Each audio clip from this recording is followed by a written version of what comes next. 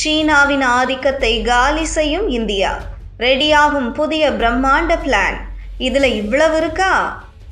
இப்போது உலக அளவில் ரேர் எர்த் மெடல் ஏற்றுமதியில் சீனா தான் ஆதிக்கம் செலுத்தி வருகிறது. சீனாவின் ஆதிக்கத்தை முறியடிக்க இந்தியா இப்போது ஒரு மிக முக்கியமான திட்டத்தை கையில் எடுத்துள்ளது. இந்தியாவின் இந்த திட்டம் என்ன? இது எந்த அளவுக்கு நமக்கு பலன் கொடுக்கும் என்பது குறித்து நாம் பார்க்கலாம். மின்சார வாகனங்கள், காற்றாலைகள் மற்றும் மின்னணு சாதனங்கள் என நவீன தொழில்நுட்பத்தில் உருவாக்கப்படும் பல்வேறு பொருட்களுக்கும் இந்த ரேர் எர்த் மெடல்கள் முக்கியமாக தேவைப்படுகிறது. இப்போது உலக நாடுகளுக்கு தேவைப்படும் ரேர் எர்த் மெடல்களில் பெரும்பகுதியை சீனா தான் உற்பத்தி செய்கிறது. சீனா திடீரென ஏதாவது கட்டுப்பாட்டை விதித்தால் உலகெங்கும் சிக்கலை ஏற்படுத்தும் நிலையே இருக்கிறது. இதற்கிடையே ரேர் எர்த் மெடல் ஏற்றுமதியில் சீனாவை மட்டும் நம்பி இருக்கக்கூடாது என்பதால் இந்தியா இந்த விவகாரத்தில் கவனம் செலுத்த ஆரம்பித்துள்ளது. இதற்காக 7,300 கோடி ரூபாய் மதிப்பில் முக்கிய திட்டத்திற்கு மத்திய அரசு அனுமதி வழங்கியுள்ளது. நிதி அமைச்சகத்தின் கீழ் செயல்படும் செலவின நிதிக்குழு இந்த திட்டத்திற்கு சமீபத்தில் ஒப்புதல் அளித்தது. இந்த திட்டத்தின் கீழ் இந்தியாவில் ரேர் எர்த் மெடல் வெற்றி எடுக்கும் மையங்களையும் அதன் விநியோகிக்கும் நெட்வொர்க்குகளை அமைக்கும் நிறுவனங்களுக்கு அரசு மானியம் வழங்கும்.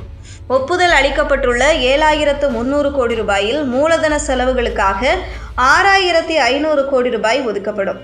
மேலும் ஆபரேஷன் செயல்பாடுகளுக்காக 800 கோடி ரூபாயும் ஒதுக்கப்பட்டுள்ளன. இந்த திட்டம் விரைவில் அமைச்சரவையின் ஒப்புதலுக்காக சமர்ப்பிக்கப்படும் என்று எதிர்பார்க்கப்படுகிறது. இது தொடர்பாக துறை சார்ந்த அதிகாரிகள் ஆங்கில ஊடகம் ஒன்றுக்கு அளித்த பேட்டியில் ரேர் எர்த் மெடல் உற்பத்தியை அதிகரிக்கவே இந்த நடவடிக்கை எடுக்கப்பட்டுள்ளது. இந்த சலுகைகளால் பல நிறுவனங்கள் இதில் முதலீடு செய்யும். இதன் மூலம் 2030ஆம் ஆண்டுக்குள் இந்தியாவின் ரேர் எர்த் மெடல் உற்பத்தி 6,000 டன்களை எட்டும் என எதிர்பார்க்கப்படுகிறது. இது உள்நாட்டு தேவையை பூர்த்தி செய்ய போதுமானதாக இருக்கும் என்றார்.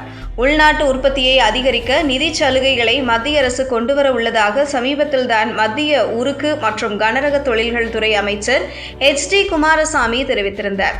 ரேர் எர்த் மெடல் வர்த்தகத்தில் இந்தியா ஒரு முக்கிய நாடாக மாற இது உதவும் என்றும் HD குமாரசாமி கூறியிருந்தார். இந்த சூழலில்தான் மத்திய அரசு இந்த நடவடிக்கையை எடுத்துள்ளது. இந்த சலுகைகள் முதற்கட்ட செலவுகளை சமாளிக்க நிறுவனங்களுக்கு உதவும். மேலும் ரேர் எர்த் மெடல் எடுக்க பயன்படுத்தப்படும் அத்தியாவசிய உபகரணங்களுக்கான வரிகளை குறைக்கப்படும். திடீரென விதிக்கப்படும் கட்டுப்பாடுகளால் இந்தியா பாதிக்கப்படாமல் இருப்பதையும் இது உறுதி செய்யும். அமெரிக்க அதிபர் ட்ரம்ப் வரி மிரட்டல் விடுத்தபோது கடந்த ஏப்ரல் மாதம் திடீரென ரேர் எர்த் மெடல் ஏற்றுமதிக்கு சீனா கட்டுப்பாடுகளை விதித்தது.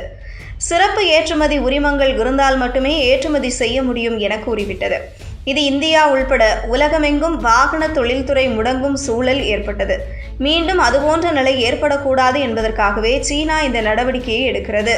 இந்தியாவை பொறுத்தவரை மின்சார வாகனம் மற்றும் காற்றாலை துறைகளுக்கே ரேர் எர்த் மெடல் அதிகம் தேவைப்படுகிறது.